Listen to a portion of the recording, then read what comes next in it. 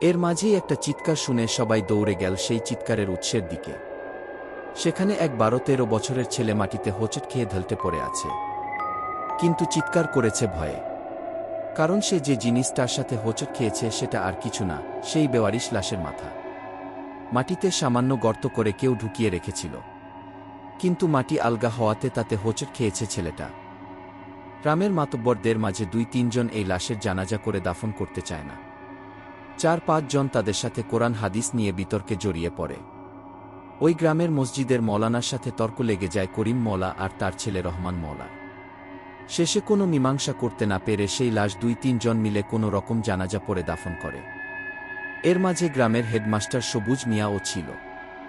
সবুজ মিয়া নিজের দায় থেকে এই কাজে উৎসাহ দেবার জন্য দোষী সাব্যস্ত হয় পরদিন এক সালিশে। দিন 7 সবার মুখে মুখে এই ঘটনা একের পর এক ডানা মেলতে থাকে। কেউ কেউ বলা শুরু করে সবুজ মিয়া এই সুলেখার প্রেমের সম্পর্ক ছিল। আর এর রেশ ধরে কয়েকদিন পর আবার সালিশ ডাকা হয়। যেই 3 জন লাশ দাফন ও জানাজা করতে চায়নি তাদের রায়ে সবুজ মিয়াকে এক ঘরে করে রাখে সবাই। আসলে ওই 3 জন খুব ক্ষমতাশালী বলে কেউ ওদের মুখে মুখে তর্ক করতে চায়নি। তাদের মাঝে রহমান মওলা পরের মাসে চেয়ারম্যান পদে ভোটে দাঁড়াচ্ছে, তাই তার সাথে কেউ কথা কাটাকাটি করতে চায়নি। ফলাফল নিরীহ সবুজ মিয়াকে এড়িয়ে চলতে শুরু করে সবাই। কিন্তু সুলেখার ভাই জামাল শেখের বন্ধুত্ব ছিল, তাই সবুজ মিয়াকে নিজের ঘরে খাওয়াতে শুরু করে সে। এর মাঝে সবাই সুলেখার কথা প্রায় ভুলে যায়। 2 সপ্তাহ পর একদিন গ্রামের মসজিদের ইমাম ইসমাইল মিয়া ফজরের নামাজের আজান দিয়ে গিয়ে এক বিভৎস দৃশ্য দেখে ভয়ে চিৎকার করে অজ্ঞান হয়ে পড়ে। সকালে সবাই তাকে অজ্ঞান অবস্থায় মসজিদে খুঁজে পায়। কেউ বলতে পারছে না কেন সে অজ্ঞান হয়েছে। অনেকক্ষণ পর তার জ্ঞান ফিরলে সে সবাইকে নিয়ে যায় সুলেখার লাশ যেখানে দাফন করা হয়েছিল সেখানে। সুলেখার লাশের পাশে একটা জারুল গাছ আছে, সেখানে একটা ডালে পাওয়া যায় করিম মওলার ছিন্ন ভিন্ন লাশ। প্রথমে কেউ চিনতে পারেনি, কিন্তু গাছের গোড়ায় কে যেন লাশের মাথাটা সযত্নে কেটে সুন্দর করে সাজিয়ে রেখেছে। দৃশ্যটা দেখে অনেকেই সহ্য করতে পারেনি। শেষে পুলিশ ডেকে পাঠানো হয়। পুলিশ এসে লাশ নিয়ে যায় ময়না তদন্তের জন্য। এর মাঝে রহমান মওলা খেপে যায় নিজের পিতার এই অবস্থা দেখে। বিকেল যেতে না যেতেই সবুজ মিয়ার বাড়ি আগুনে জ্বালিয়ে দেয় সে। সবাইকে বলে বেড়াতে থাকে যে সবুজ মিয়া গুন্ডা লাগিয়ে তার বাবাকে হত্যা করিয়েছে। এই সময় তার সাঙ্গ পাঙ্গরা মিলে সবুজ মিয়াকে গাছের সাথে বেঁধে ইচ্ছামতো মারতে থাকে। শেষে মার খেয়ে সবুজ মিয়া অজ্ঞান হয়ে গেলে ওকে নিয়ে স্কুল ঘরের একটা রুমে বেঁধে রাখে।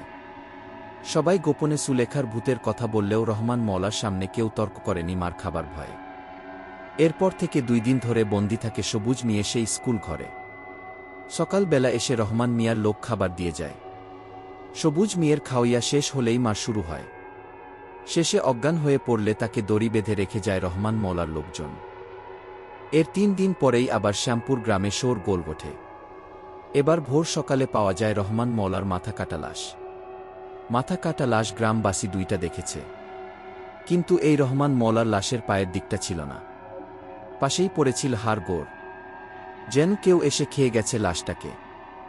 এবার পুলিশ এসে সবাইকে জেরা করতে শুরু করে এবং গ্রামের বেশ কয়েকজন লোকজন পালিয়ে যায় ভয়ে। কিন্তু পুলিশকে রহমান এর ভাই রহিম মওলা টাকা খাইয়ে বিদায় করে দেয়।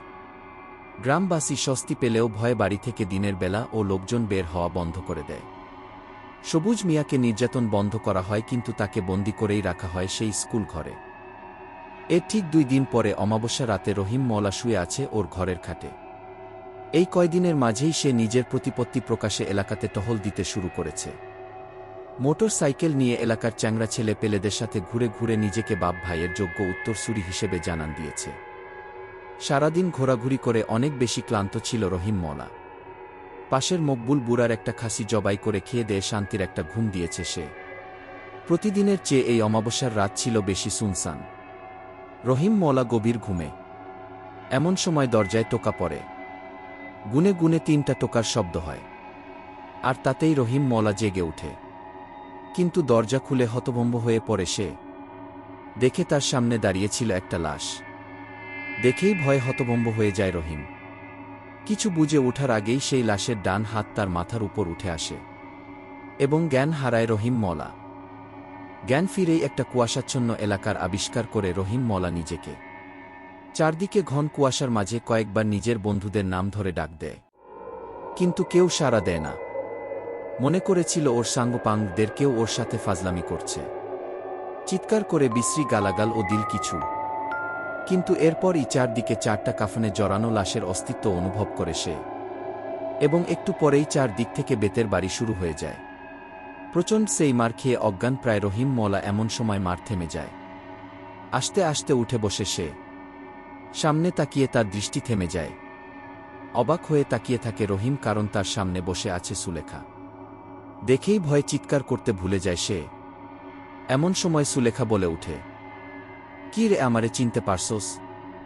আমি সুলেখা, এই যে দেখ আমার মাথা এখন ও কাডা। বলেই নিজের মাথাটা 2 হাত দিয়ে একটানে খুলে রহিম মওলার সামনে ধরল। দেখেই বমি করে দিল রহিম মওলা। 2 হাত দিয়ে পেট চেপে এক প্রস্ত বমি করে রহিম মওলা বলল, এবার কেঁদেই ফেল। রহিম বলল, আফা, ভুল হয়ে গেছে আফা, তুমি আমারে এবারের মতো মাফ করি দেও আফা। আমি কুইতাসি আমি এর পেরাচিত্ত করি ছাড়ুমকে। এই ঘটনার কিছুক্ষণ পর নিজের চোখে মুখে জলের ঝাপটা খেয়ে জেগে উঠল সবুজ মিয়ে। সপ্তাহ খানেক ধরে এভাবেই তার ঘুম ভাঙ্গে। মওলাদের কেউ একজন চোখে মুখে পানি ঢেলে দেয়, তারপর খাওয়া দেয়। তার কিছু খায় কিছু খায় না। তারপর শুরু হয় মার। আজকে তাই জেগে ও চোখ বন্ধ করে রেখেছিল সে। কিন্তু মাথায় একটা কোমল স্পর্শ পেয়ে চোখ মেলে দেখে তার সামনে দাঁড়িয়ে আছে সুলেখা। আস্তে আস্তে উঠে বসল সবুজ। শরীরে এতদিন না খাওয়ার ফলে শক্তি নাই। কিন্তু কেন যেন নিজের চোখকে খুব বিশ্বাস করতে ইচ্ছা করছে তার।